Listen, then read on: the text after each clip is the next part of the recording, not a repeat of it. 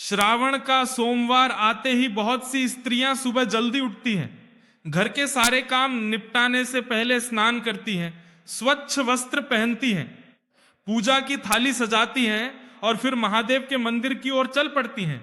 किसी के हाथ में जल का लोटा होता है, किसी के हाथ में बेलपत्र, किसी के हाथ में फूल और किसी के मन में एक ऐसी प्रार्थना होती है जिसे वह किसी इंसान से नहीं कह पाती। किसी के मन में अपने पति की चिंता होती है, किसी के मन में अपने बच्चों का भविष्य होता है, किसी के घर में आर्थिक परेशानी चल रही होती है, किसी का वैवाहिक जीवन ठीक नहीं चल रहा होता है और कोई ऐसी भी होती है जो बाहर से बिल्कुल सामान्य दिखाई देती है लेकिन भीतर से बहुत थकी हुई होती है। वह मंदिर पहुंचती है, शिवलिंग के सामने खड़ी होती है, हाथ में लिया हुआ जल धीरे धीरे शिवलिंग पर चढ़ाती है और मन ही मन कहती है, हे महादेव, मेरे घर को संभाल लेना। लेकिन क्या आपने कभी सोचा है कि जब हम सावन के सोमवार को शिवलिंग पर जल चढ़ाते हैं तो उस जल के पीछे हमारे मन का भाव क्या होना चाहिए? क्या केवल जल चढ़ा देने से पूजा पूरी हो जाती है? क्या व्रत का अर्थ केवल पूरे दिन भोजन न करना है? क्या महादेव से केवल अपनी इच्छा मांगना ही भक्ति है? या फिर सावन सोमवार हमें अपने भीतर कुछ बदलने का अवसर भी देता है? और क्या आपको पता है कि माता पार्वती ने स्वयं महादेव को पाने के लिए कैसी साधना की थी? कैसे उन्होंने कठिन परिस्थितियों में भी अपना संकल्प नहीं छोड़ा? कैसे उनकी भक्ति की परीक्षा हुई? और आखिर ऐसा क्या था उनकी साधना में जिसने स्वयं महादेव को उनके सामने प्रकट होने के लिए विवश कर दिया? आज की यह कथा इसी भाव को लेकर है। अगर आप भी सावन सोमवार का व्रत रखती हैं, अगर आप भी महादेव को जल चढ़ाती हैं, अगर आपके मन में अपने परिवार के लिए कोई प्रार्थना है तो इस कथा को अंत तक जरूर सुनिए, क्योंकि हो सकता है आज आपको अपनी पूजा का वह अर्थ समझ में आए जिसे आपने पहले कभी इस तरह से नहीं सोचा। और अगर आपके मन में महादेव के लिए श्रद्धा है तो अभी कमेंट में लिखिए, ओम नमः शिवाय। महादेव मेरे परिवार पर अपनी कृपा बनाए रखें। अब कुछ देर के लिए अपने मन की सारी चिंताओं को एक तरफ रख दीजिए। कल्पना कीजिए कि आप किसी पुराने मंदिर की सीढ़ियों पर धीरे धीरे चढ़ रही हैं। सुबह का समय है, आसमान में हल्के बादल हैं, मंदिर के आसपास बेलपत्र के पेड़ हैं, हवा में मिट्टी की सौंधी खुशबू है, कहीं दूर से मंदिर की घंटी सुनाई दे रही है। और जैसे जैसे आप मंदिर के गर्भगृह के पास पहुंचती हैं, आपके कानों में एक ही ध्वनि सुनाई देती है, हर हर महादेव। आप शिवलिंग के सामने पहुंचती हैं, कुछ क्षण आंखें बंद करती हैं और उसी समय आपके मन में एक प्रश्न उठता है, मुझे महादेव से क्या मांगना चाहिए? यहीं से आज की कथा आरंभ होती है।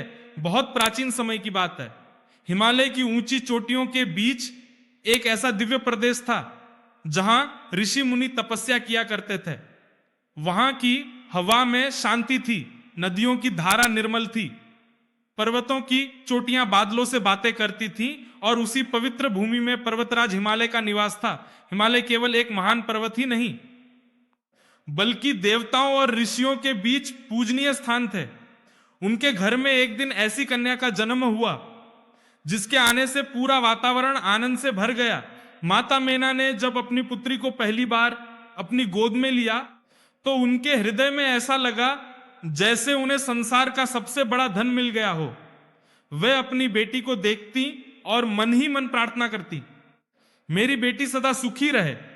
पिता हिमालय भी अपनी पुत्री को देखकर प्रसन्न होते। वह सोचते, यह बड़ी होकर जिस घर में जाए वहां इसे प्रेम मिले, सम्मान मिले और ऐसा जीवन मिले जिसमें इसे कभी किसी बात का अभाव ना हो। माता पिता अपनी बेटी के लिए इससे अधिक क्या चाहते हैं? लेकिन विधि ने पार्वती के लिए कुछ ऐसा लिखा था जिसकी कल्पना शायद उस समय किसी ने नहीं की थी। पार्वती धीरे धीरे बड़ी होने लगी। बचपन से ही उनके मन में भगवान शिव के प्रति एक विशेष श्रद्धा दिखाई देती थी। जब दूसरे बच्चे खेलते थे तब भी पार्वती को पूजा पाठ और भगवान के स्मरण में विशेष रुचि रहती। वह शिव का नाम सुनती तो उनके चेहरे पर एक अलग ही शांति दिखाई देती। कभी किसी ऋषि से महादेव की कथा सुनती तो ध्यान से सुनती रहती। उन्हें महादेव का वैराग्य आकर्षित करता था, उनका ध्यान आकर्षित करता था, उनकी करुणा आकर्षित करती थी। वह देवताओं के देव थे, लेकिन उन्हें राजसी वैभव की कोई इच्छा नहीं थी। वे कैलाश में रहते थे, उनका वस्त्र साधारण था, उनके शरीर पर भस्म थी, गले में सर्प था, जटाओं में गंगा विराजमान थी, मस्तक पर चंद्रमा था और उनके हाथ में त्रिशूल था, जिसे संसार भय का प्रतीक समझ सकता था। पार्वती उसी में करुणा देखती थी, जिसे संसार वैराग्य समझता था। पार्वती उसमें गहरी शांति देखती थी, जिसे संसार अजीब रूप समझता था। पार्वती उसके पीछे छिपी दिव्यता को पहचानती थी। धीरे धीरे उनके मन में एक संकल्प बनने लगा, अगर वह किसी को अपना जीवन साथी चुनेंगी तो वह महादेव ही होंगे। लेकिन यह निर्णय आसान नहीं था, क्योंकि महादेव किसी राजकुमार की तरह नहीं थे, उनका संसार बिल्कुल अलग था। जब पार्वती के मन की बात परिवार तक पहुंची तो माता मैना चिंतित हो गई। उन्होंने अपनी बेटी को समझाने का प्रयास किया। उन्होंने कहा, बेटी, महादेव महान है, इसमें कोई संदेह नहीं, लेकिन उनका जीवन तो संसार से अलग है। तुमने राजमहल में जन्म लिया है, तुमने सुख सुविधाओं में जीवन देखा है, क्या तुम उस कठोर जीवन को अपना पाओगी? पार्वती शांत रही, उनके मन में कोई भ्रम नहीं था। वह जानती थी कि महादेव का जीवन अलग है, लेकिन यह भी जानती थी कि प्रेम केवल सुख सुविधा देखकर नहीं किया जाता। उनके मन में महादेव के लिए श्रद्धा थी, और श्रद्धा केवल शब्दों से सिद्ध नहीं होती। श्रद्धा परीक्षा मांगती है, संकल्प मांगती है, धैर्य मांगती है। और यही वो समय था जब पार्वती ने अपने जीवन की सबसे बड़ी साधना का संकल्प लिया।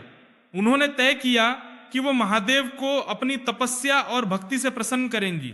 वह वन की ओर चली गई। अब सोचिए, एक ऐसी कन्या जिसने राजमहल में जीवन बिताया था, वह वन में जाकर साधना कर रही है। न वहां महल की सुविधा, न आरामदायक बिस्तर, न स्वादिष्ट भोजन, न सेविकाएं, न सुख सुविधा, सिर्फ प्रकृति, वन, पर्वत, नदियां और महादेव का नाम। दिन बीतते गए, सूरज उगता, सूरज डूबता, ऋतुएं बदलती, लेकिन पार्वती का संकल्प नहीं बदलता। कभी गर्मी उन्हें तपाती, कभी वर्षा उनके शरीर को भिगो देती, कभी ठंडी हवाएं उनके शरीर को कंपा देती, लेकिन उनके मन में एक ही भाव था, मुझे महादेव चाहिए। यहां महादेव का अर्थ केवल पति के रूप में पाने की इच्छा नहीं थी, यह उनके लिए अपने आराध्य के प्रति पूर्ण समर्पण था। वह अपने मन को बार बार शिव के चरणों में कठोर होती गई।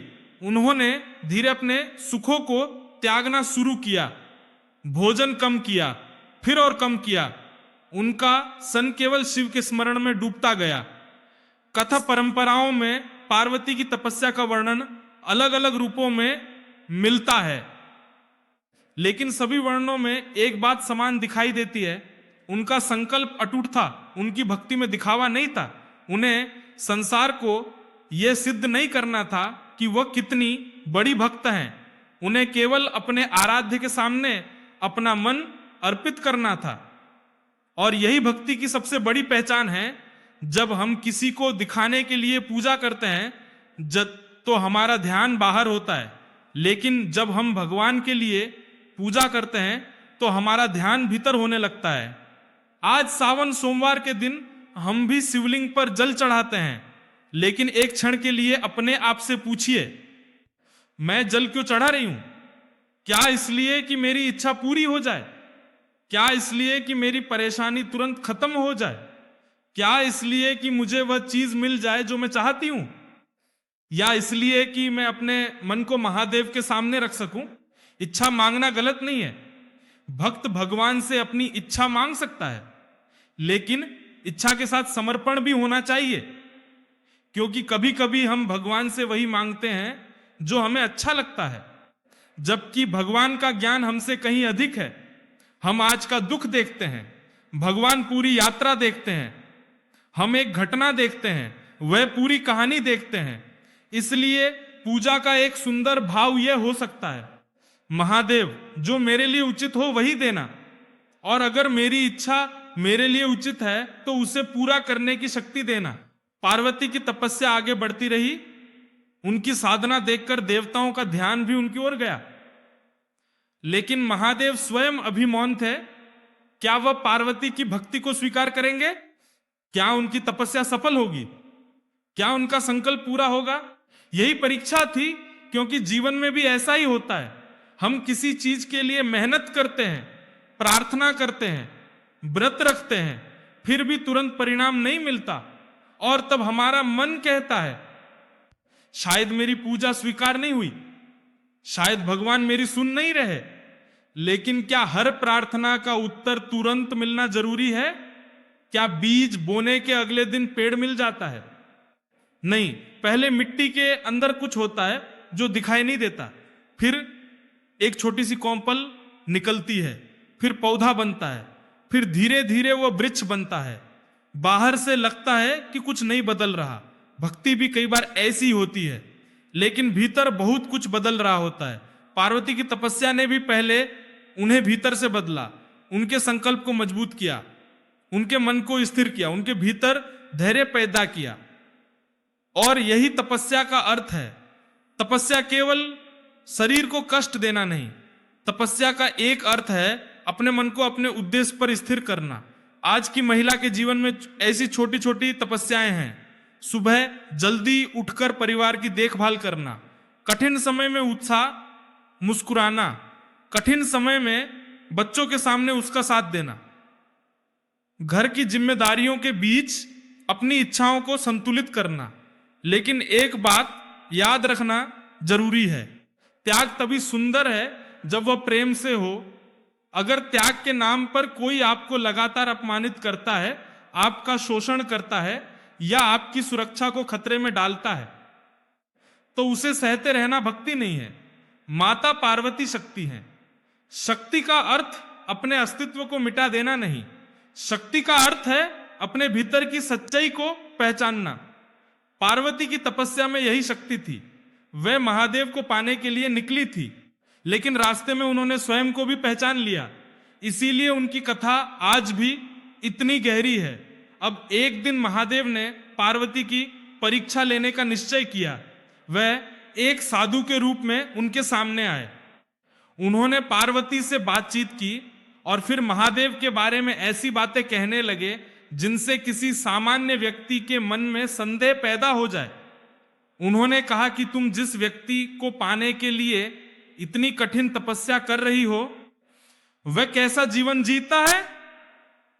वह भस्म लगाता है, सर्प धारण करता है, श्मशान में विचरण करता है, उसके पास धन संपत्ति नहीं, न राजमहल, न सांसारिक वैभव। क्या तुम्हें ऐसा पति चाहिए? पार्वती ने यह सब सुना, लेकिन उनके मन में कोई भ्रम पैदा नहीं हुआ। उन्होंने महादेव के बाहरी स्वरूप से अधिक उनके सत्य को देखा था। उन्होंने समझ लिया था कि जो व्यक्ति संसार के सुखों का त्याग कर सकता है, वह संसार के दुख को भी समझ सकता है। उन्होंने अपने संकल्प को नहीं छोड़ा। यही वह क्षण था जब उनकी भक्ति की सबसे बड़ी परीक्षा हुई, क्योंकि भक्ति तब आसान होती है जब सब हमारे अनुसार हो, लेकिन जब कोई हमारे विश्वास पर प्रश्न उठाए तब भी हम अपने सत्य पर टिके रहें, वही वास्तविक दृढ़ता है। आज हमारी जिंदगी में भी ऐसी परीक्षा आती है। आपने किसी रिश्ते को बचाने की कोशिश की, लोगों ने कहा छोड़ दो। आपने किसी अच्छे काम की शुरुआत की, लोगों ने कहा इससे क्या फायदा। आपने व्रत रखा, किसी ने मजाक बना दिया। आपने पूजा की, किसी ने कहा इतनी पूजा से क्या होगा। तब आपको अपने मन से पूछना चाहिए, मैं ये किसके लिए कर रही हूं? अगर उत्तर है भगवान के लिए, तो फिर हर व्यक्ति की राय आपके रास्ते को क्यों बदल दे? भक्ति में अंधविश्वास नहीं चाहिए, भक्ति में विवेक चाहिए और विश्वास चाहिए। पार्वती ने भी यही किया। उन्होंने महादेव के बारे में दूसरों की बात सुनकर अपना निर्णय नहीं बदला, वह अपने अनुभव और श्रद्धा पर स्थिर रही, और तभी वह साधु रूप समाप्त हुआ। महादेव अपने वास्तविक स्वरूप में प्रकट हुए। पार्वती ने अपने आराध्य को सामने देखा, जिसके लिए उन्होंने इतना लंबा इंतजार किया था। जिसके लिए उन्होंने कठिन तपस्या की थी, जिसके नाम को उन्होंने अपने जीवन का आधार बना लिया था, आज वही महादेव उनके सामने थे। उस क्षण उनके मन में क्या भाव रहा होगा?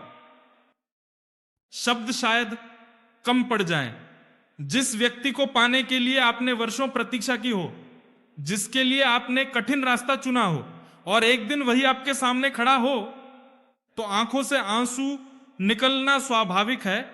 लेकिन उस मिलन का सबसे सुंदर पक्ष यह था कि पार्वती ने केवल अपनी इच्छा पूरी होते हुए नहीं देखी, उन्होंने अपनी साधना का फल देखा। महादेव ने उनकी भक्ति स्वीकार की, उनका संकल्प सफल हुआ, और फिर शिव पार्वती के विवाह की तैयारी हुई। पर्वतराज हिमालय का घर उत्सव से भर गया।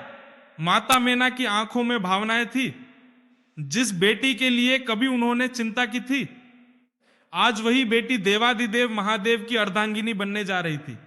देवताओं का आगमन हुआ, ऋषि मुनि आए, पूरा वातावरण दिव्य हो उठा। लेकिन सोचिए, इस पूरी यात्रा में पार्वती ने क्या पाया? सिर्फ महादेव को नहीं, उन्होंने धैर्य पाया, संकल्प पाया, आत्मविश्वास पाया, अपने भीतर की शक्ति पहचानी। और यही कारण है कि उनकी कथा केवल विवाह की कथा नहीं है, यह साधना की कथा है। अब यही बात सावन सोमवार से जुड़ती है। सावन में जब भक्त महादेव का स्मरण करते हैं तो उसके पीछे शिव के प्रति श्रद्धा और भक्ति का भाव होता है। कई परिवारों में महिलाएं सोमवार का व्रत रखती हैं, शिवलिंग पर जल चढ़ाती हैं, बेलपत्र अर्पित करती हैं, महादेव का नाम लेती हैं और अपने परिवार के लिए प्रार्थना करती हैं। लेकिन जब आप अगली बार शिवलिंग पर जल चढ़ाएं तो एक क्षण के लिए माता पार्वती की तपस्या को याद कीजिए। जल आपके हाथ में होगा, लेकिन अपने मन में यह भाव रखिए, मेरे भीतर जो क्रोध है उसे शांत कर दीजिए, मेरे भीतर जो डर है उसे कम कर दीजिए, मेरे भीतर जो अहंकार है उसे दूर कर दीजिए, मेरे मन में जो पुरानी पीड़ा है उसे समझने की शक्ति दीजिए, मेरे परिवार में जहां गलतफहमी है वहां संवाद का रास्ता खोलिए और फिर अपनी इच्छा मांगिए। यह पूजा को केवल मांगने से समर्पण की ओर ले जाती है। शिवलिंग पर जल चढ़ाते समय जल की धारा को ध्यान से देखिए, जल नीचे की ओर बहता है। वे अपना अहंकार नहीं रखता, वे जहां रास्ता मिलता है वहां बह जाता है। इसीलिए जल का भाव बहुत सुंदर है। भक्ति में भी ऐसा ही होना चाहिए। हम भगवान के सामने अपना अहंकार थोड़ा नीचे रखें। हम ये न कहें मेरी इच्छा इसी तरह पूरी होनी चाहिए, बल्कि कहें महादेव मैं अपनी इच्छा आपके चरणों में रखती हूं। यह छोटा सा अंतर मन को बहुत शांति दे सकता है। और फिर बेलपत्र शिव पूजा में विशेष माना जाता है।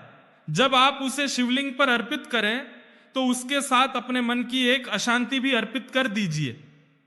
कहिए, आज मैं अपने घर की इस चिंता को आपके चरणों में रखती हूं। फिर कुछ क्षण चुप हो जाइए, क्योंकि पूजा में केवल मंत्र नहीं होते, मौन भी होता है। जब मंदिर की घंटी बजती है तो कुछ क्षण के लिए मन का शोर रुक जाता है। शायद इसीलिए मंदिर जाना मन को अच्छा लगता है। वहां जाकर हमें कोई चमत्कार दिखाई दे या न दिखाई दे, लेकिन कुछ देर के लिए हमारा ध्यान अपनी चिंताओं से हटकर भगवान की ओर हो जाता है। और यही भी बहुत बड़ी बात है। आज की जिंदगी में महिला के ऊपर कितनी जिम्मेदारियां हैं। सुबह से रात तक काम, कई महिलाएं नौकरी भी करती हैं, घर भी संभालती हैं, बच्चों की पढ़ाई भी देखती हैं, ससुराल की जिम्मेदारियां भी निभाती हैं और कई बार पति की चिंता भी अपने मन में लेकर चलती हैं। ऐसे में अगर सावन का एक सोमवार उन्हें कुछ समय अपने भीतर लौटने का अवसर देता है तो वह भी एक सुंदर साधना है। लेकिन अगर कोई महिला स्वास्थ्य कारणों से व्रत नहीं रख सकती तो उसे अपराधबोध नहीं होना चाहिए। भक्ति केवल भूखे रहने से सिद्ध नहीं होती। भगवान के प्रति श्रद्धा मन की बात है। आप अपनी क्षमता और स्वास्थ्य के अनुसार पूजा कर सकती हैं। व्रत का उद्देश्य शरीर को नुकसान पहुंचाना नहीं होना चाहिए।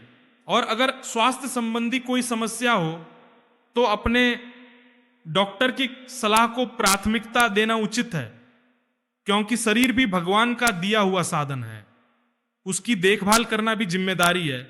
अब वापस माता पार्वती की कथा पर आते हैं। विवाह के बाद पार्वती कैलाश पहुंची। अब उनका जीवन एक नए रूप में शुरू हुआ। कैलाश कोई राजमहल नहीं था, लेकिन वहां शिव थे और पार्वती ने उस जीवन को अपनाया। यहीं से हमें गृहस्थ जीवन की एक और गहरी सीख मिलती है। किसी घर को सुखी बनाने के लिए केवल धन नहीं चाहिए, दो लोगों की समझ चाहिए। महादेव का स्वशांत और वैराग्यपूर्ण था, पार्वती का स्वभाव गृहस्थ जीवन की ओर था। फिर भी दोनों ने एक दूसरे के अस्तित्व को स्थान दिया। यही विवाह की सुंदरता है, एक स्थान दिया। यही विवाह की सुंदरता है। पति पत्नी एक जैसे नहीं होते, एक बहुत बोलता है, दूसरा कम बोलता है, एक जल्दी भी निर्णय लेता है, दूसरा सोचकर एक भावुक है, दूसरा व्यावहारिक, एक को बाहर घूमना पसंद है, दूसरा घर में रहना पसंद करता है। अलग होना समस्या नहीं, एक दूसरे के अंतर का सम्मान ना करना समस्या है। माता पार्वती की कथा से आज की महिला यह सीख सकती है कि अपने पति से प्रेम करना और अपने व्यक्तित्व को बनाए रखना दोनों साथ संभव है। आप पति की पसंद समझ सकती हैं, लेकिन आपकी अपनी पसंद भी महत्वपूर्ण है। आप परिवार की जिम्मेदारी निभा सकती हैं, लेकिन अपने लिए समय भी निकाल सकती हैं। आप ससुराल का सम्मान कर सकती हैं, लेकिन जहां जरूरी हो वहां अपनी सीमा भी बता सकती हैं। यही संतुलन शक्ति है। अब सोचिए एक ऐसी महिला की जो हर सावन सोमवार को व्रत रखती है, वह शिवलिंग पर जल चढ़ाती है, बेलपत्र अर्पित करती है, मंदिर जाती है, लेकिन घर लौटते पर ही पति से छोटी बात पर झगड़ा हो जाता है। क्या इसका अर्थ यह है कि उसकी पूजा बेकार हो गई?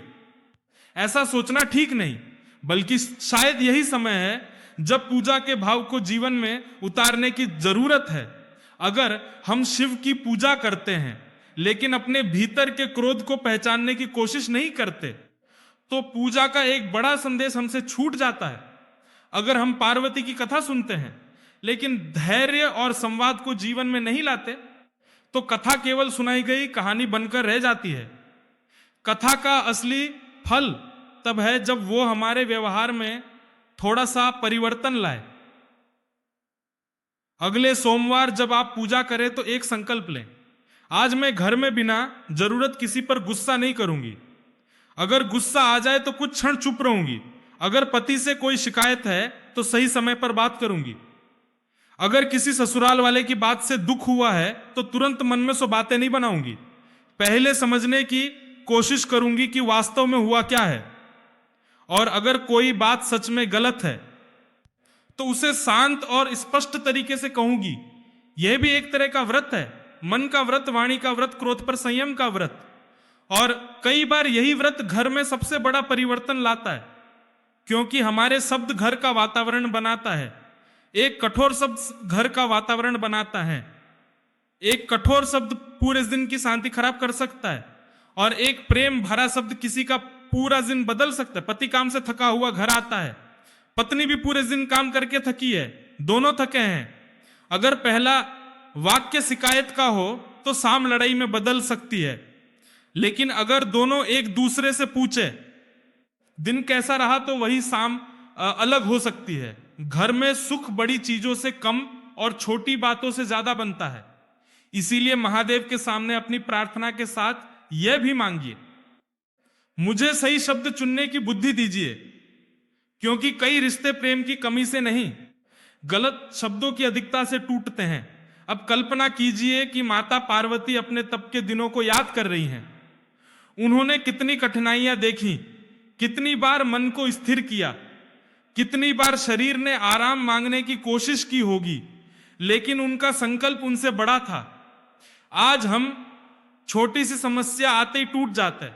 पति ने बात नहीं की तो मन दुखी, सास ने कुछ कह दिया तो मन दुखी, किसी ने तारीफ नहीं की तो मन दुखी, किसी ने हमारे काम को नहीं देखा तो मन दुखी। यह सब वास्तविक भावनाएं हैं, इन्हें गलत नहीं कहा जा सकता, लेकिन हर भावना को अपने ऊपर शासन करने देना भी जरूरी नहीं। मन को समझाना सीखना पड़ता है, और शायद यही माता पार्वती की तपस्या की सबसे बड़ी सीख है। मन को दिशा देना, मन को किसी एक उद्देश्य पर लगाना और अपने भीतर के उद्देश्य पर लगाना।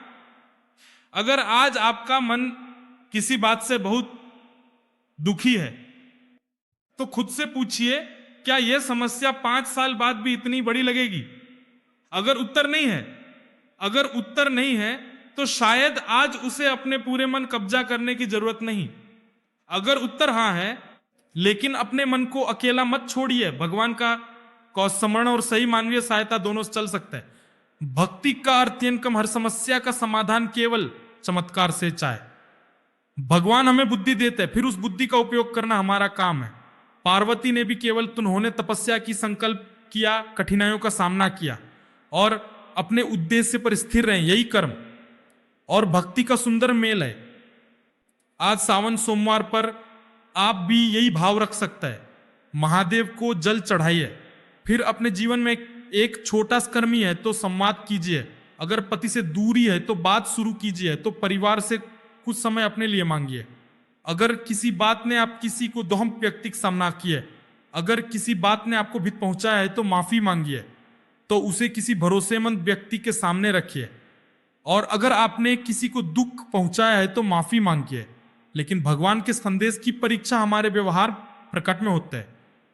अब उस क्षण को फिर से याद कीजिए जब महादेव पार्वती के सामने अपने वास्तविक स्वरूप में प्रकट हुए थे। पार्वती की इस कहानी को अपना सपना पूरा होते देखकर आता है। उन्होंने अपने आराध्य को पा लिया है। लेकिन इस कहानी का सबसे सुंदर भाग यानी कि पार्वती ने महादेव को पाया। सबसे सुंदर भाग्य है कि उन्होंने अपने संकल्प को महादेव को पाया। सबसे सुंदर भाग्य है कि उन्होंने आ जाए किसी परेशानी में है तो शायद आपको भी यही सीख चाहिए। आपका समाधान तुरंत सामने ना आए तो इसका अर्थ यह नहीं कि सब खत्म हो गया। आपकी आंखें बंद है और आपके मन में अपने जीवन की सारी बातें घूम रही हैं। पति की कही हुई कोई पुरानी बात, ससुराल में हुई कोई घटना, बच्चे की चिंता, पैसों की चिंता, माँ की तबीयत, घर की जिम्मेदारियां, अपने भविष्य की चिंता, सब कुछ एक साथ। लेकिन उसी समय आप धीरे से कहते हैं, महादेव मैं सब कुछ अकेले नहीं संभाल सकती, इसलिए जो मेरे हाथ में नहीं है वह आपको सौंप रही हूं। यह वाक्य कितना शांत कर सकता है, क्योंकि इंसान की सबसे बड़ी थकान कई बार काम से नहीं, हर चीज को नियंत्रित करने की कोशिश से आती है। हम चाहते हैं कि पति ऐसा ही व्यवहार करे, बच्चे ऐसा ही करे, सास ऐसा ही बोले, परिवार वैसा ही चले जैसा हम चाहती है। लेकिन जीवन हमेशा हमारे अनुसार नहीं चलता। महादेव का मार्ग हमें यह भी सिखाता है कि कुछ चीजों को स्वीकार करना पड़ता है। स्वीकार करने का अर्थ हारना नहीं, स्वीकार करने का पिकता को पहचानना, फिर उसके भीतर सही कदम उठाना। पार्वती ने भी महादेव को बदलने की कोशिश नहीं की, उन्होंने उन्हें समझा। और महादेव ने भी पार्वती को अपनी तरह बनाने की कोशिश नहीं की, दोनों ने एक दूसरे को स्थान दिया। यही प्रेम है। अगर आप चाहती हैं कि आपका पति आपके भाव समझे तो पहले आप भी उसके भाव समझने की कोशिश करें। लेकिन इसका अर्थ यह नहीं कि आपको हर गलत व्यवहार स्वीकार करना है। प्रेम और आत्मसम्मान साथ साथ चल सकते हैं। यही शक्ति है, यही संतुलन है। और यही आज की कथा का सबसे गहरा संदेश है। माता पार्वती ने महादेव को पाने के लिए तपस्या की, लेकिन उनकी तपस्या केवल किसी व्यक्ति को पाने की इच्छा नहीं थी, वह अपने संकल्प को शुद्ध करने की यात्रा थी। इसलिए जब आप सावन सोमवार का व्रत रखें तो एक क्षण के लिए खुद से पूछें, मैं इस व्रत से क्या चाहती हूं। अगर आपका उत्तर केवल एक इच्छा है तो उसके साथ एक संकल्प भी जोड़ दीजिए, मैं आज किसी के लिए कटु शब्द नहीं बोलूंगी, मैं अपने मन में किसी के प्रति अनावश्यक द्वेष नहीं रखूंगी, मैं अपने पति से किसी पुरानी बात को लेकर झगड़ा नहीं करूंगी, मैं अपने बच्चे पर अपना तनाव नहीं निकालूंगी, मैं अपने लिए कुछ समय निकालूंगी। यह छोटे संकल्प आपकी पूजा को आपके जीवन से जोड़ देंगे और यही पूजा का सुंदर रूप है। अब कथा के उस अंतिम भाव पर आते हैं जहां पार्वती और महादेव का मिलन केवल दो व्यक्तियों का मिलन नहीं रहता, वह शिव और शक्ति का मिलन बन जाता है। शिव चेतना है, शक्ति ऊर्जा है, एक के बिना दूसरा अधूरा माना जाता है। और यही गृहस्थ जीवन के लिए भी एक सुंदर प्रतीक है। पति पत्नी एक दूसरे को पूरा नहीं करते, क्योंकि कोई व्यक्ति स्वयं अधूरा नहीं होना चाहिए, बल्कि दोनों मिलकर जीवन को समृद्ध करते हैं। दोनों की अपनी पहचान है, दोनों की अपनी शक्ति है, और जब दोनों एक दूसरे का सम्मान करते हैं तब परिवार में संतुलन आता है। इसलिए अगर आज आपके पति से कोई मनमुटाव है तो पहले अपने मन को शांत कीजिए। आज तुरंत फैसला मत कीजिए, गुस्से में कोई बड़ा निर्णय मत लीजिए, महादेव का नाम लीजिए, फिर सही समय पर बात कीजिए। और अगर आप बहुत समय से किसी बात को दबा रही हैं तो आज उसे शब्द देने का साहस कीजिए, क्योंकि जो बात आज प्रेम से कही जा सकती है वही कल क्रोध में निकल सकती है, और जब बात क्रोध में निकलती है तो शब्द चोट कर देते हैं। इसलिए समय रहते बात करना सीखिए, यही गृहस्थ जीवन की बुद्धि है। अब यदि आप सावन सोमवार का व्रत रख रही हैं तो पूजा करते समय अपनी श्रद्धा के अनुसार शिवलिंग पर जल अर्पित कीजिए, बेलपत्र चढ़ाइए, महादेव का स्मरण कीजिए, अपने परिवार के लिए प्रार्थना कीजिए। और यदि आपकी परंपरा में कोई विशेष पूजा विधि है तो उसी के अनुसार पूजा करें। किसी एक सामग्री को लेकर यह भय मत पालिए कि उसके बिना पूजा अधूरी हो गई। भगवान के सामने सबसे पहले भाव आता है, सामग्री श्रद्धा का माध्यम है। मन की सच्चाई भक्ति की आत्मा है। जब आप जल चढ़ाएं तो कहें, यह जल मेरे मन की अशांति को शांत करने का प्रतीक बने। जब बेलपत्र चढ़ाएं तो कहें, मेरे भीतर के तीनों ताप शांत हों। जब दीपक जलाएं तो कहें, मेरे घर में अज्ञान और गलत फहमी का अंधेरा दूर हो। जब घंटी बजाएं तो कुछ क्षण अपने मन को सुने, और जब ओम नमः शिवाय कहें तो केवल आवाज से नहीं, भाव से कहें ओम नमः शिवाय, फिर धीरे से ओ नमः शिवाय। फिर अपने मन में माता पार्वती का स्मरण करें, उनकी तपस्या याद करें, उनका धैर्य याद करें, उनका संकल्प याद करें, और खुद से कहें, मैं भी कठिन समय में टूटूंगी नहीं, मैं जल्दबाजी में निर्णय नहीं लूंगी, और मैं अपने आत्मसम्मान को भी नहीं भूलूंगी। यही आपकी अपनी छोटी सी साधना हो सकती है, क्योंकि जीवन में हर किसी के लिए कोई ना कोई तपस्या होती है। किसी की तपस्या अपने क्रोध पर नियंत्रण है, किसी की तपस्या प्रयास संभालना है, किसी की तपस्या अपने पुराने को छोड़ना है, किसी की तपस्या किसी रिश्ते को सुधारने का प्रयास है, और किसी रिश्ते हमारे नियंत्रण में नहीं है। महादेव हमें हर परिस्थिति में एक ही बात नहीं सिखाते हैं, कभी वह धैर्य सिखाते हैं, वह धैर्य सिखाते हैं, कभी त्याग, कभी साहस, कभी मौन, और कभी निर्णय। माता पार्वती भी कभी तपस्विनी है, कभी पत्नी, कभी माँ, कभी शक्ति, कभी करुणा। उनके जीवन में भी कई रूप हैं, इसीलिए उनकी कथा एक स्त्री के जीवन के इतने अलग अलग हिस्सों से जुड़ जाती है। एक स्त्री जब अपना घर छोड़ती है तो पार्वती को समझ सकती है, एक पत्नी जब नया परिवार संभालती है तो पार्वती को समझ सकती है, एक माँ जब अपने बच्चों के लिए चिंता करती है तो पार्वती को समझ सकती है, एक स्त्री जब भी अपने भीतर की शक्ति पहचानती है तो पार्वती को समझ सकती है, और एक भक्त जब महादेव के सामने सिर झुकाती है तो भी पार्वती को समझ सकती है। यही इस कथा की सुंदरता है। अब सोचिए, जिस माता ने महादेव को पाने के लिए इतना कठिन मार्ग चुना, वह आज भी करोड़ों लोगों के लिए शक्ति का प्रतीक है। तो फिर आपको अपनी छोटी सी परेशानी से क्यों हारना चाहिए? अगर पति आज आपकी बात नहीं समझता तो इसका अर्थ यह नहीं कि आपका पूरा जीवन खत्म हो गया। अगर ससुराल में आज कोई आपको नहीं समझता तो इसका अर्थ यह नहीं कि आप हमेशा अकेली रहेंगी। अगर घर में आज आर्थिक परेशानी है तो इसका अर्थ यह नहीं कि कल भी वैसा ही होगा। समय बदलता है, मन बदलता है, परिस्थिति बदलती है, और कभी कभी भगवान हमारे जीवन में ऐसे रास्ते खोलते हैं जिनकी हमने कल्पना भी नहीं की होती। बस एक बात जरूरी है, विश्वास के साथ प्रयास, भक्ति के साथ कर्म, और धैर्य के साथ निर्णय। यही माता पार्वती की तपस्या हमें सिखाती है।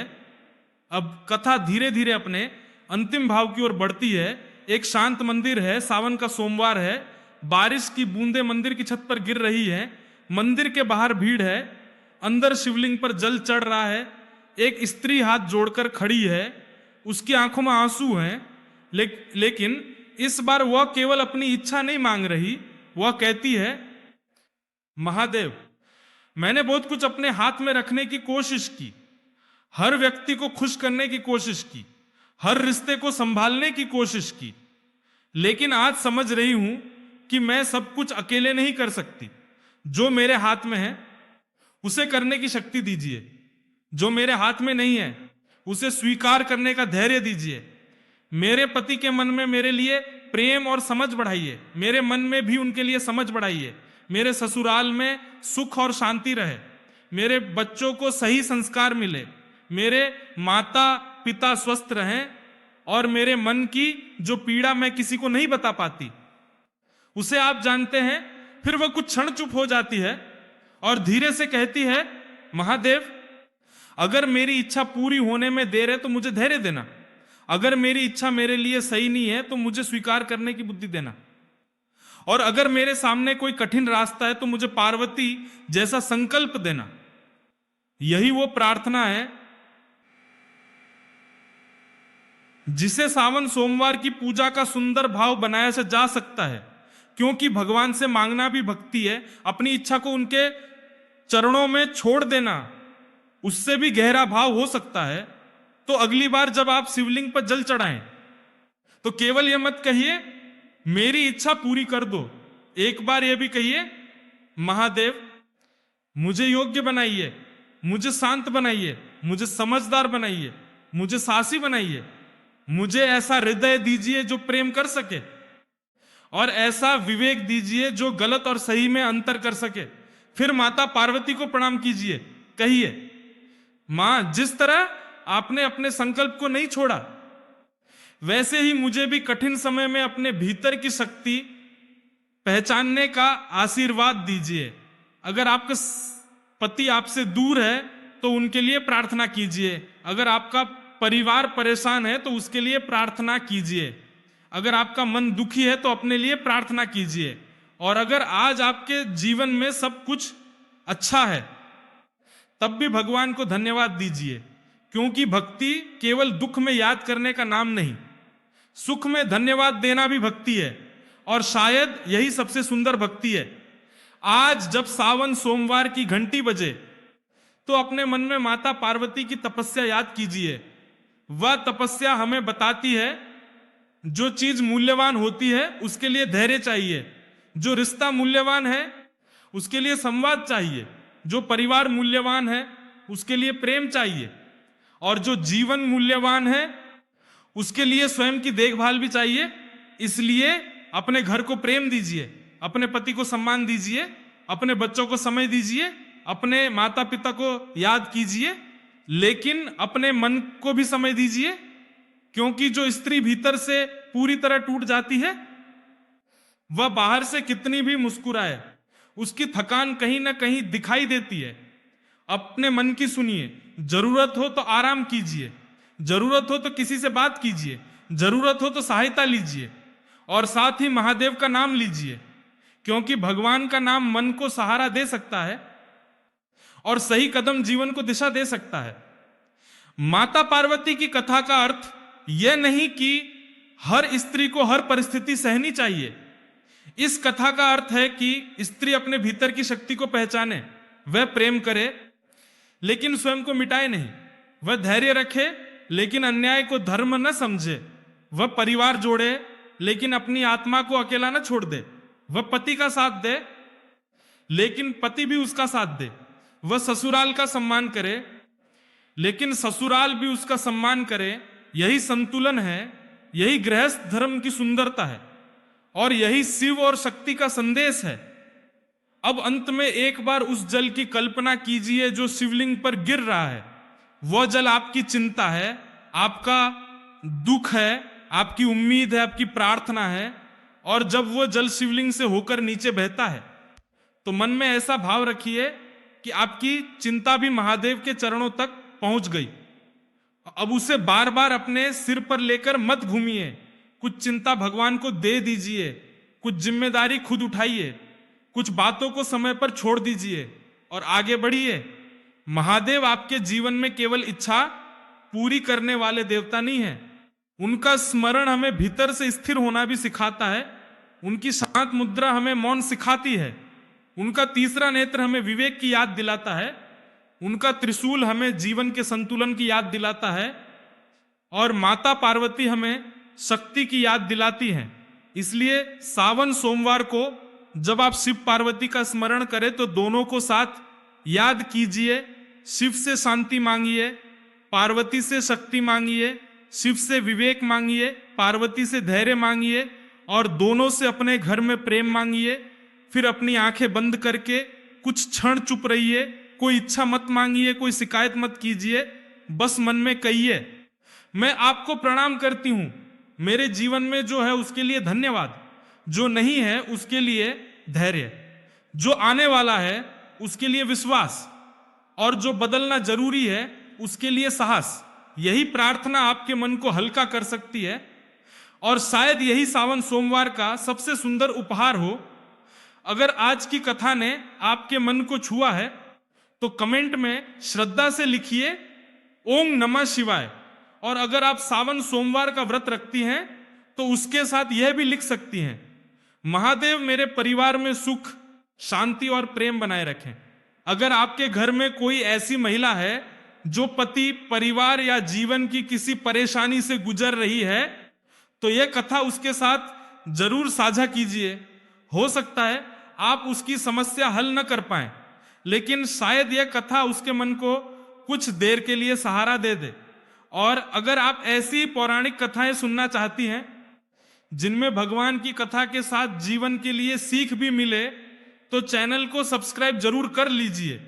लेकिन जाने से पहले माता पार्वती की तपस्या से मिली इस एक बात को अपने मन में रख लीजिए, भक्ति का अर्थ केवल भगवान के सामने हाथ जोड़ना नहीं, भक्ति का अर्थ है भगवान को याद करके अपने भीतर भी कुछ अच्छा जगाना। अगर आप शिव की पूजा करती हैं तो अपने भी की अशांति को पहचानिए। अगर आप पार्वती की पूजा करती हैं तो अपने भीतर की शक्ति को पहचानिए। अगर आप सावन का व्रत रखती हैं तो केवल भोजन का संयम मत रखिए, वाणी और क्रोध का भी संयम रखिए। और जब आप शिवलिंग पर जल चढ़ाएं तो केवल अपनी इच्छा नहीं, अपना अहंकार भी अर्पित कीजिए। कहिए, महादेव मैं अपनी चिंता आपको सौंपती हूं, माता पार्वती मुझे शक्ति दीजिए। और फिर अपने जीवन का अगला कदम उठाइए। हो सकता है आपकी समस्या उसी दिन समाप्त न हो, लेकिन आपका मन पहले से थोड़ा शांत हो सकता है। और शांत मन अक्सर वही देख पाता है जो परेशान मन नहीं देख पाता। यही सापनता, यही सावन का भाव है, यही शिव का स्मरण है, यही पार्वती की शक्ति है और यही आज की कथा का सार है। माता पार्वती ने महादेव को पाने के लिए तपस्या की।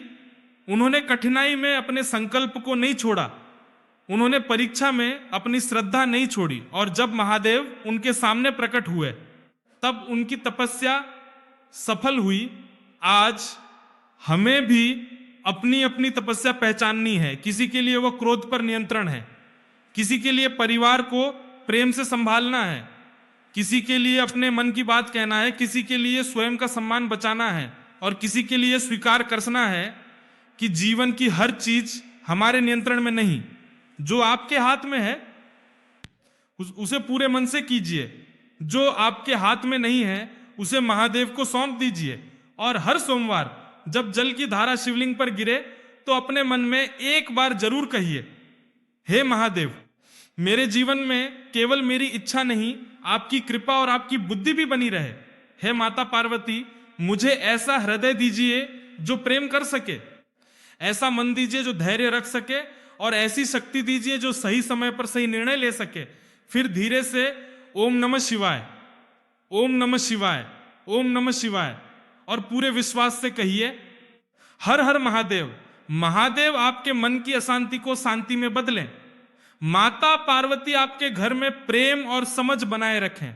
आपके परिवार में सुख रहे, आपके बच्चों पर कृपा रहे, आपके पति के जीवन में स्वास्थ्य और सद्बुद्धि रहे, आपके माता पिता स्वस्थ रहें और सबसे बढ़कर आपके भीतर इतनी शक्ति रहे कि जीवन चाहे जैसा भी हो आप अपने भीतर की रोशनी को कभी बुझने न दें। हर हर महादेव। ओम नमः शिवाय।